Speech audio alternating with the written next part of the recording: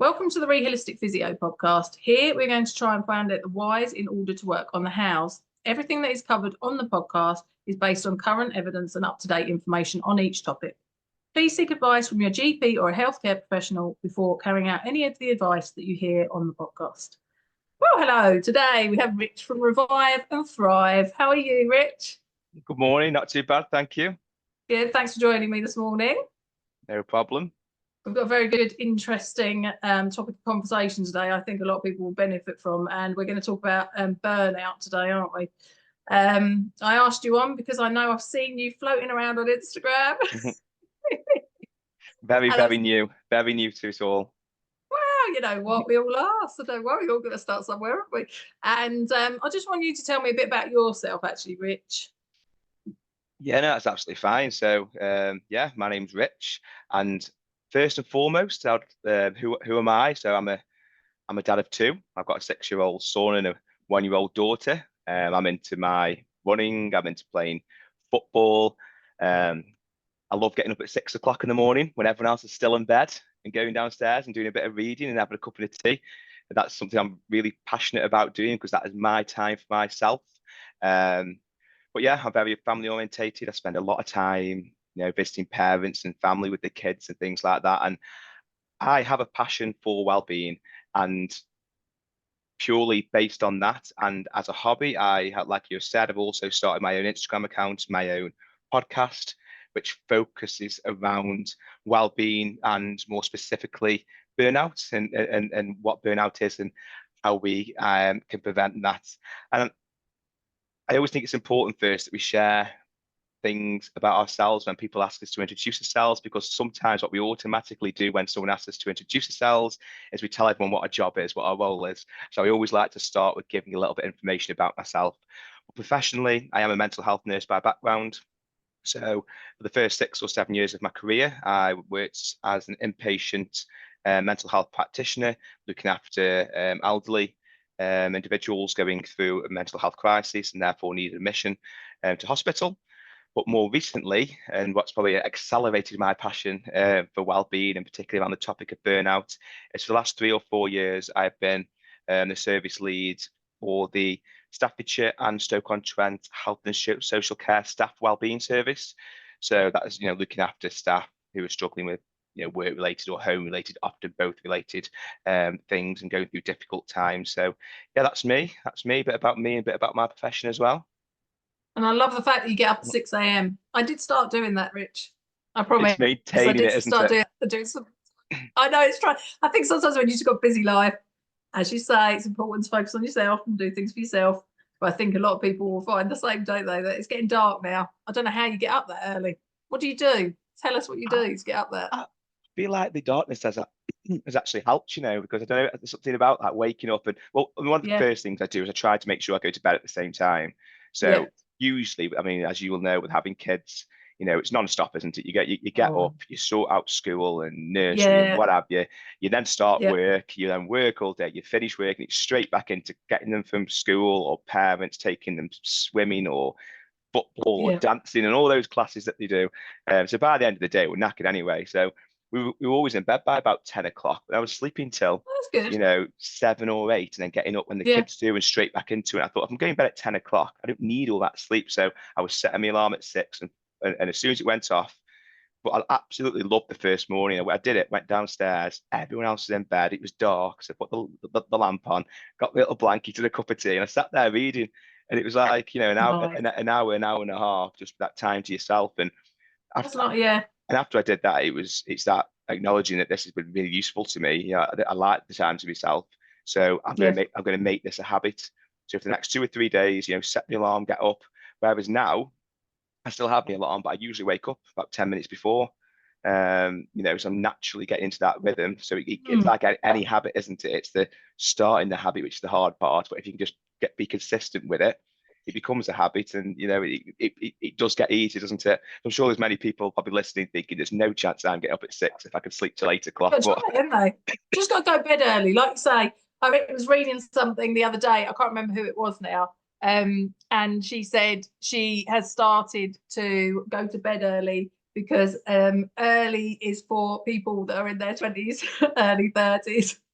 You know, late nights, you know, going out and doing all that late. Which is true, isn't it? You get to the point where you're so tired that you actually make excuses to stay indoors and have time indoors with people instead, you know? Yeah, absolutely. I think what we can get in the habit of as well sometimes is because when you do have busy lives like that, so work and then kids and to go to bed, Yeah. The way of getting that time to ourselves is we sit and put the telly and we'll put Netflix on or something and we'll watch 2 or 3 episodes, and before you know it, it's 12 o'clock and you're going to bed late and then you're sleeping till late. So I didn't want to get into that sort of staying up late, staying up longer when I'm absolutely shattered anyway. I thought just go to bed, then have that time in the morning. Like I say, I'm more productive at that time, I find, rather than at night time. You've got nothing left to give, have you? Oh, you're just in front of the telly. Blanked out, probably asleep anyway, actually, to be fair. A lot of the time I end up closing my eyes while I'm on the couch. But anyway, great introduction there, Rich. Thanks a lot. So we're going to talk about burnout, like we say. I'm really sorry, anyone that's actually listening to this podcast. I've got to move the curtain because it's I've got a lot of light coming in the window. I'm not going to complain about the light, however, but I can't actually see the screen. So we were talking about burnout. So really, when I started looking into it and I asked you to come on and did my own research, I didn't actually realise it was classed as a syndrome, to be fair. And most of, when I was looking on a couple of the websites, it said it's not classified as a medical or mental health condition, however, but it's a collection of symptoms that cause physical or mental overwhelm. Is that how you sort of describe it? Because it's different to stress, isn't it? Stress is like more of a short term. Yeah. Burnout's more of a long term, has a lot of more sort of effects on the mental, physical, and emotional side of things. Is that correct from your point of view, would you say? Yeah, so it's a recognised illness now, burnout, but also the way you would describe burnout, it's when it's gone beyond stress. So it is that prolonged feeling of excessive stress over a period of time, and it's when things go beyond that. So, at the point of burnout, that's when you've got, you've lost all energy, enthusiasm, motivation, productivity's gone out the window. It's when you've been trying to meet those constant demands for so long that we've just now become completely overwhelmed, completely drained, and everything has just become too much. Even the small basic tasks that you'd usually find quite easy even become too difficult. So burnout, to put simply, is when things have gone beyond stress and we've managed stress for way longer than our bodies and minds are used to doing. Okay. And in terms of in Mental Health UK, burnout report for 2024, it based it on 2,060 adults, and it said that it found 91% of UK adults experienced high or extreme levels of pressure in the past 1 year. It led to 1 in 5. So 20% of people needing to take time off work. Now that's huge, isn't it?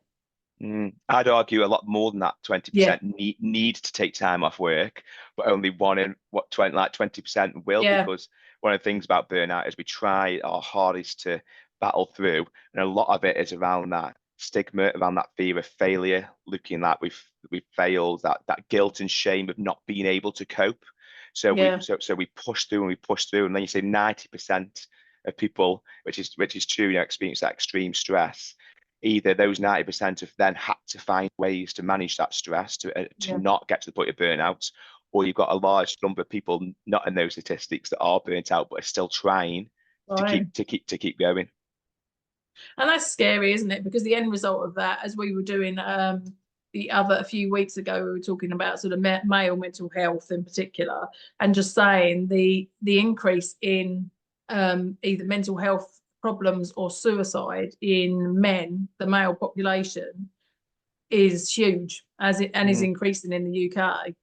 And I think, especially with men, we're profoundly known for for not talking about our feelings, for not opening up, and that I think the tide is turning a little bit. I think there's lots of men's health groups now, isn't there, that are out there encouraging men to talk. I do think that the tide is turning, but I also think we're becoming it's not just men, but talking about men in this situation, Yeah. you think about burnout is predominantly work related.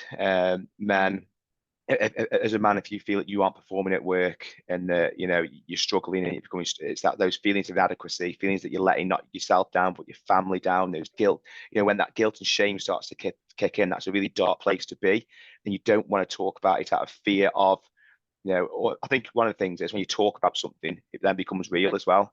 Yeah. Whereas if you don't talk about it, you're still dealing with that yourself, and you try and do Right. something about it. And you Yeah. couple all that stress at work, but then think about cost of living crisis. So obviously inflation and rising energy costs, and not be as a man, we think we're providers, and we should be able to provide. That's the traditional view, isn't it? And with cost of Yeah. living crisis, the impact of COVID still, that those increased workloads, it just piles up, and I do think that does impact on those statistics, doesn't it?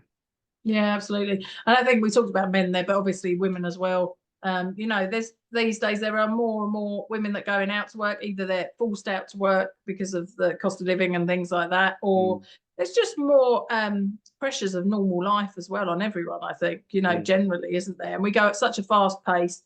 Nobody particularly stops and reflects that well. That I find, what they're doing, what they should take on, how much they should take on, how to distribute all of that. Really, you just feel like you got to kind of get on and just keep going. And I think there's always the concern that then if you don't perform, or you express that you can't perform that well and you need to tailor your work back or whatever, or take something away from your day-to-day life, then you failed, or that someone will replace you. Yeah, absolutely.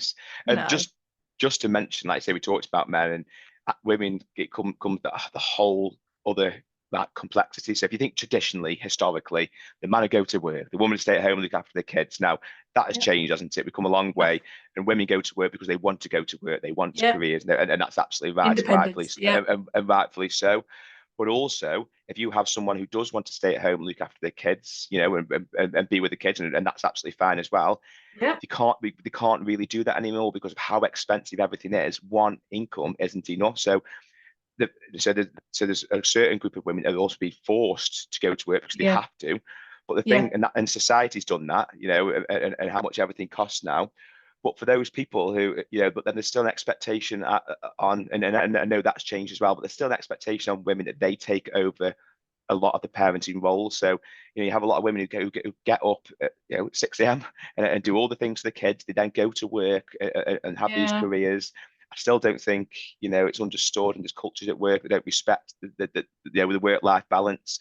They then come home and it's washing, it's cooking, it's clean, and they still take on those roles, those traditional historic roles. So women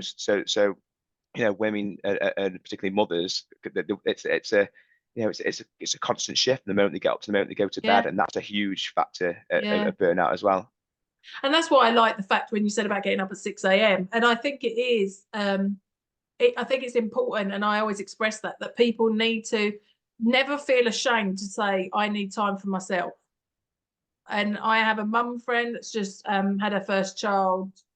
He's a year old now, but she said to me, it's a lot. It's a lot. I'm a teacher. She's a teacher as well. She's gone back to work. And I just said, find that one thing that you're selfish about. Every week you say, I'm going to do that, or I sit in the other room and I do my artwork, or whatever it is that you like doing. I have that hour. I'm closing that door. I'm going out for my walk. My time. I'm gone. You've got to be sort of have that, and your hour in the morning. I think that's exactly that's perfect. When you said that, I thought that is exactly what everyone needs to hear. That you, as a busy dad as well, doing this, promoting mental health issues, being a real advocate for this, you take that time. Yeah, and I think that because what we tend to do when things become really difficult, and we see burnout as work related, but it's it used to be, it was first coined for the health profession, but it goes across all different professions now, and it incorporates everything that we have going on at home as well. I do think when we're burnt out, what we do without realizing is we think the answer is double downing to double down on all the stressors, all the work-related stressors that are causing us to feel burnt out. Because if we work harder, work more smarter, we extend our working hours, because things will eventually get easier. But what we do is we sacrifice the things that we enjoy doing, the things that are hobbies, because we don't see ourselves as priority. But these are the things that keep us well. So, they're spending time with your partner, spending time with your kids, Yeah. if you exercise, whether it's running, swimming, walking, dancing, whatever it might Yeah. be, sort of eating well, all those things that we Yeah. sacrifice to try and get on Yeah. top of the workload. We don't realize in the moment that all we're doing is making things No, worse. You have to prioritize yourself. It's you that thing do. that you can't pour from an empty jug. And if you want to be your whole self at work and be a good partner and a good parent, you have to put yourself first. It isn't selfish. No. A complete priority. If you then want to be able to go and Yeah. do that, and perform in other areas, you have to put yourself first and carve time out for yourself first and Yeah. foremost. That's the key message. Yeah. Brilliant. No, that is exactly, I just think it's really important, but not enough people do it because they throw themselves into everyone else and Mm, put all of their energy into everyone else and making everyone happy. But if you're not happy yourself, then you can't do your mm, best for everyone else. yeah. It's so hard, isn't it? Because as well, I think we keep going back to that being a parent, but a lot of it, I think, changes when you do become a parent because you love other people so much that you just want them to be healthy and well. And then you Mm, do kind of forget yourself. And that happens a lot. I mean, let's face it, it happens to most people, doesn't it? yeah. And then, yeah, you just start, before you had kids, you start keep working at the same level as before you had kids, but you just can't. You just Yeah. can't. It's impossible. You can't do it. You No, can't do it. I think, like you say, with kids, they're dependent on you, aren't they? So they almost have to be top of the list. But I think we so easily get into that habit of making sure the kids are all sorted first, which is Yeah. great. But then we start, we take that into other elements of, like say, at work and like you said it, we put everybody and everything else first before our own needs. I don't think we intentionally do it or we realize that we're doing it. So I think, Yeah, I think you're right. podcasts like this, or just doing some, pausing and reflecting about what is Yeah. going on in your life and where are Yeah. your priorities, is really important. Because if you take the time, because when you're on that hamster wheel, you're just going and going and going. You Yeah. don't stop to think what's going on here, but pausing and reflecting on your situation and thinking, hang on a minute, yeah, I'm not. What am I doing for me to keep me well? All I'm doing Yeah. is performing for everybody else, and I just Yes. feel stressed, overwhelmed, and Overwhelmed. effectively burnt out. And you've got to be able to nip that in the bud, and think, actually, I need to make some changes now. Is huge, and Yeah. will stop you. Because if you hit burnout, it's a recognized illness. It's a lot more serious, I think, than people think. There's Oh, that yeah, dark place, absolutely. that you're in a real dark place. And people who've been through burnout describe it as having to literally find themselves all over again. And Yeah. people have had around 6 months off work to do Yeah. that, just because of how damaging it can be. So Yeah. recognizing when you are in a really stressful situation and doing something about it before it gets to that point is, it'll be the best thing Really. you ever do, really. Yeah, absolutely. And saying no. Learn to say no Yes, that's a is my huge one one. tip. There's times now where I feel like I never used to say no. I'm a very much a yes person. And it Yeah, is just recently, I think people have kind of actually gone, good for you. Because I've said, no, I can't do that actually. Or no, I've realized I'm not going to do that. And, before I'd have taken on all these things and just gone with it just because yeah, I'm one of those overachievers, as we discussed yeah, before, that likes to just make sure everyone's happy and that I'm doing my best. And then you just end up going, I just can't. Then yeah, the anxiety becomes real, doesn't it? You realize how much you've taken on and just the pressure. And then, yeah. But we naturally, like, so many people should be able to relate to. We're people pleasers. We Mhm.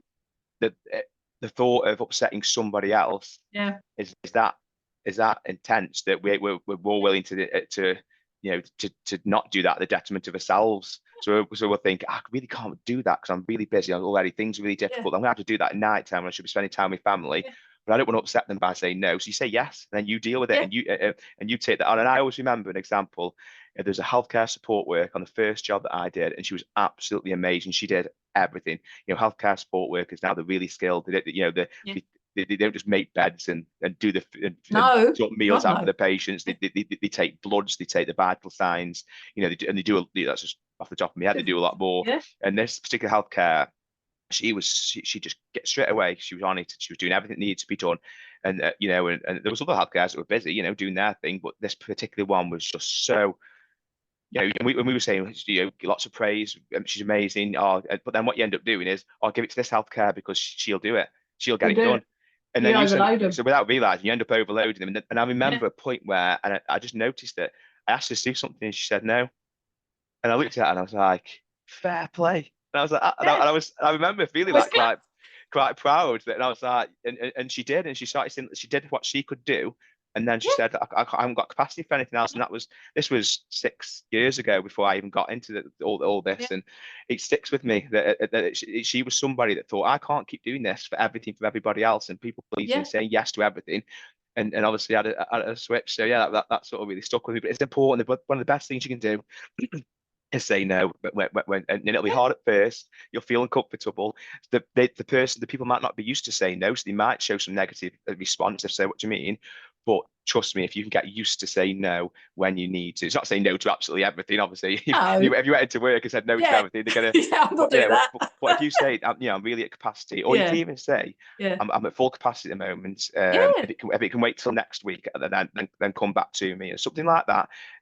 But just if you get used to doing that, you will see just how much that starts to Yeah. free you up, and people start to respect your boundaries then, because boundaries Absolutely. is a huge factor in terms of preventing burnout as well.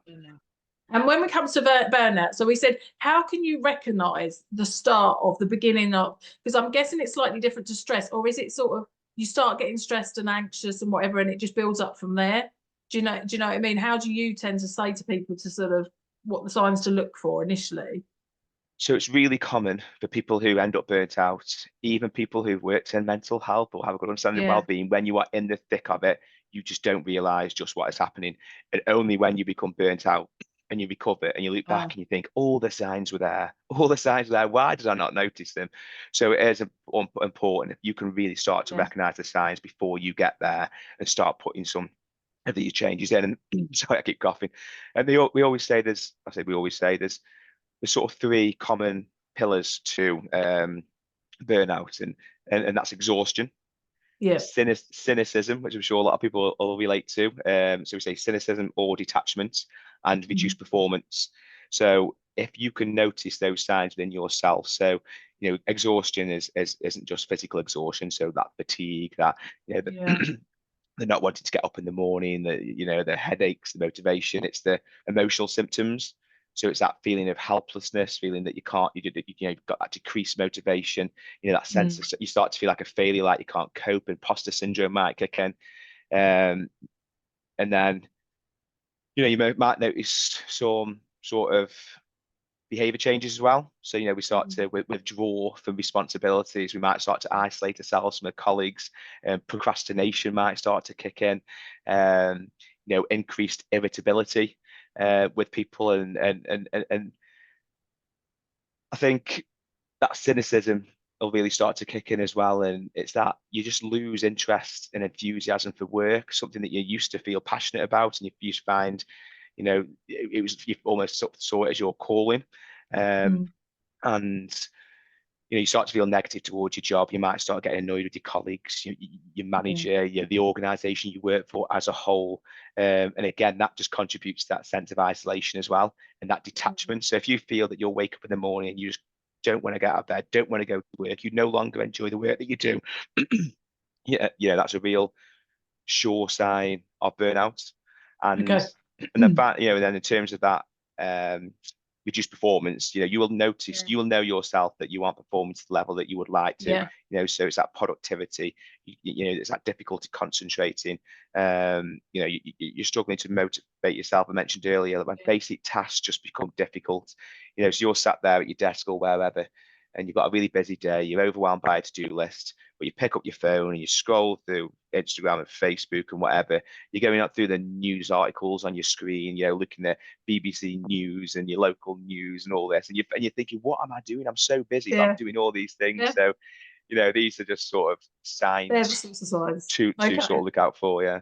I think a lot of people can relate to that. So next, I would ask then, what would you suggest people doing? Is there a starting point? Is there some, you get to the point where you just think, I'm really done with doing all of this, and Mm.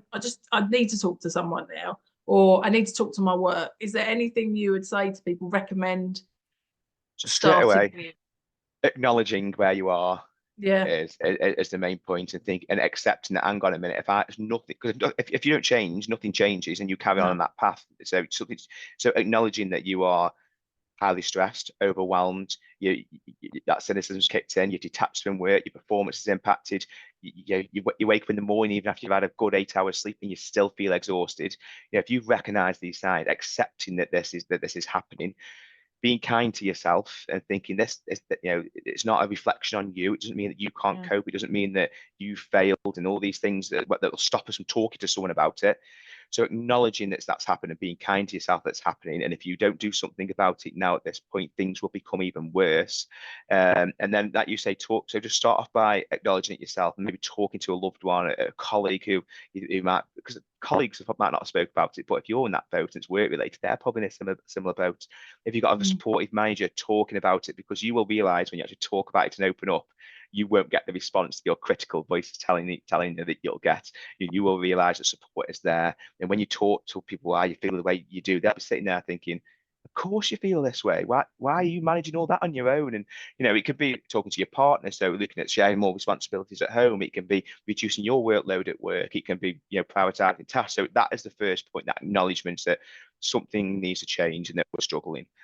And then again, Yeah. I always think there's like sort of 5 key pillars that you can look at. So from when I've been doing my own sort of reading around burnout, I think you've got self-care, and that's, we've talked about that already, so I won't go too much into that, but that is prioritizing us. We have to put ourselves first. What do you love doing? What do you enjoy? And it isn't selfish, and you have to factor those things in back into your schedule. And if you say I'm too busy for that, what you're effectively saying is I'm prioritizing everything else before me, because that's the reason you're too busy, is because you're prioritizing everything else first. So that's self-care. The boundaries we've already talked about, and that learning to say no. That when you recognize that your capacity is exceeded and conflicting, and you've got all these conflicting priorities, and at some point you're going to have to stop people pleasing and you're going to have to say no. Establishing when you finish work, and acknowledging, and talk to your colleagues and your manager, and say, I've got myself in some bad habits. I'm going to be logging off at 4 o'clock, 5 o'clock, and that will be it. I won't respond to emails until the next day. Setting those boundaries. So I think boundaries is a big one. Mindset. So if you think you've got a bit of a fixed mindset where we let those critical thoughts take over, and we're all only human and we're all guilty of it, but if you find that you've got more of that fixed mindset, have a look at what growth mindset is, and start trying to adapt a more growth mindset around being kinder to ourselves, speaking more positively as to ourselves, seeing challenges as opportunities for development and growth rather than setbacks that we ruminate over. So yes, that's personal care, boundaries, mindset, and then time management. So Yeah. I think what's important is it's not just about time management, because you could have the best time management in the world. On the planet, you could be the best time management, best at time management. But if you work in a workplace that has unrealistic and unreasonable demands, Yes. or it's a particularly damaging workplace cultures where, it can be quite easy to become burnt out regardless of your time management. But when we get recognizing that we're at a stage where we probably are procrastinating a lot, we are detaching from the work, and we're going to do something about it, using certain tools such as the Eisenhower matrix or time blocking. And I'm saying these slowly in case we want to look them up, or one of my favorites, which is the Pomodoro technique. Using some of these tools can really help just reprioritize. It's about not being overwhelmed by your to-do lists. It's thinking, what are the most important tasks, the biggest tasks, perhaps put them at the start of your day when your energy's at the highest, and get them out. Because what we do is usually we put a to-do list and we start doing the easy stuff first, thinking it'll build momentum, but it doesn't. We get to the end of the day, we feel like we've run out of energy, and the big task we just put off for another day. And then the deadline's a lot looming and we become more stressed. So time management's a crucial one. And then finally, I'd say seek support. Use the support around you. Don't struggle with it on your own. Recognize that you aren't, we said at the start, 90% of people, so actually be one of them people that speak up about it, because if you speak up about it, your colleagues might speak up about it, and everyone will be able to be the big sigh of relief, because you're the one that said this can't go on. So be proud, be brave that you're going to actually highlight that this can't go on anymore, and this, I'm talking more work related, and connect with your colleagues, your manager, speak to your family about it, speak to your friends about it. And if it's getting to the point where things are really difficult, because there's some really difficult symptoms of burnout, such as it impacts the sleep. So we don't sleep, we overthink at night time, and then obviously that sleep impacts everything else. We can start to get some quite intrusive thoughts. Yeah. I've spoke to people who've said that they've started to have these intrusive thoughts that the kids are going to be harmed in some way, and it's just the overwhelming stress starts to impact our mental health, and that's how difficult it can become. So if you're getting to that point of things becoming really difficult, seek sort of professional support. And by that, it can be go to the GP and speak to your GP. There might be something within your organisation, your workplace, a wellbeing initiative, where you can go and speak to somebody. So use them. Often we think we're not well, we have to be like really unwell to use them, but sometimes that these things are there to prevent us from becoming overwhelmed and burnt out. Not wait till you are burnt out, off sick, really struggling in a dark place before you actually finally access support. So see what support is around you and use that support. And they're my like sort of 5 pillars that I try and speak to people about. I think that's really good. And I think I normally say to people, Rich, at this point, are there 3 key takeaway points from this podcast that you'd like people to take? But actually, I think those 5 key pillars have pretty much summed it up. I don't think you can narrow it down, really. I mean, I would say to people that self-care, I'm very much someone that says now and has learnt from myself in the past that self-care, number 1, you need to do something for yourself. And what you tend to find is people get angry. I used to get a bit angry if that ate into my time. That's when I'd get narky. You know what I mean? I'd be like, hang on, that's my hour to do my exercise or my dance class, and you're doing, I can't go and do it. So self-care, I definitely think is a massive one. That's one I advocate to people. Boundaries, yes, and start saying no to things that you really can't take on. That's definitely mindset massively. And like I said, the time management and the seek support, huge. Absolutely. But would you narrow that down, or is that 5 key points we're going to take away there, I think, today? I think you're at the nail on the head in terms of probably the first one is just you are the most important person in your life, because if you don't look after yourself, you're not even going to be in a position to look after other people, whether it's friends, colleagues, the work, if you are in healthcare, the people you look after, or the work that you do, if you work in another field, you are the most important person in your life, and that self-care has to come first. That kindness towards yourself, that acknowledgement that things are difficult, and take away that critical voice, the feeling of failure, the feeling of shame, because all it is you have just been trying to maintain an unmaintainable level for too long, and no one should be in that position. So I think the self-care absolutely comes first. And my main message today would be, do you truly prioritize yourself? If the answer is no, that is where you start. So thanks a lot, Rich. Been lovely to speak to you. No worries. Thanks for having me. You're welcome. Thank you. Thank you.